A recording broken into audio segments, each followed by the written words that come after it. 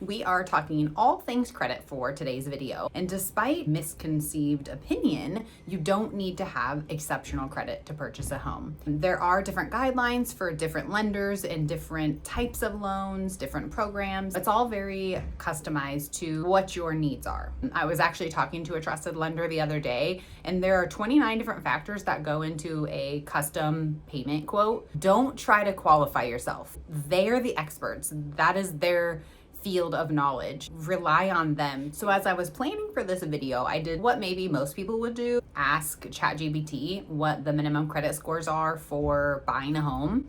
And they do put together a nice looking little chart breaking down different loan types, whether you're going FHA, VA, conventional, and they have credit score ranges for each of those different categories. But then what I did was go to some trusted lenders and say, hey, how accurate do you think this is? And not just one, but all three of the different lenders that I reached out to just to get different perspectives on. They were like, no, that's not exactly right.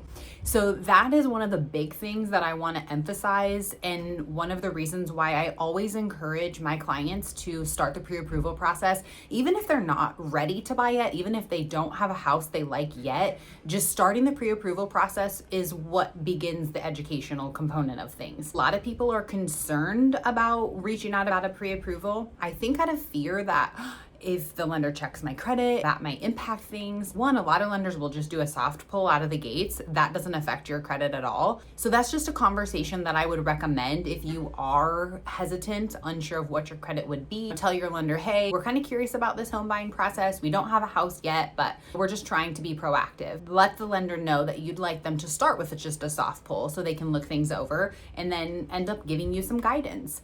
In the comments, I'll post a couple graphics. One of them gives you the breakdown on the factors going into a credit score. And one of the key things that you can do is make your payments on time every time. That's one of the biggest percentages is on-time payments. And then also just paying down debts. The other thing that I'll post is one of the places you can go to for a free copy of your credit report. And don't use this to try to qualify yourself. Talk to a lending expert and reach out to me. I'm happy to give you some recommendations based on what's most important to you. I can match a lender to your values. Several lenders that I've talked to have a credit simulator where they can plug in, if so-and-so does this, how will the score vary? What about if they do this? And they can give you specific guidance on tasks that you can take to get your credit to where you want it to be. A couple of the hacks that I've learned from lenders too on just basic credit improvement include potentially opening a card to do small gas or grocery purchases that you pay off each and every month. So it's showing that timely payment history. Another one of the strategies was having someone add you as an authorized user to an account that they have a good standing on,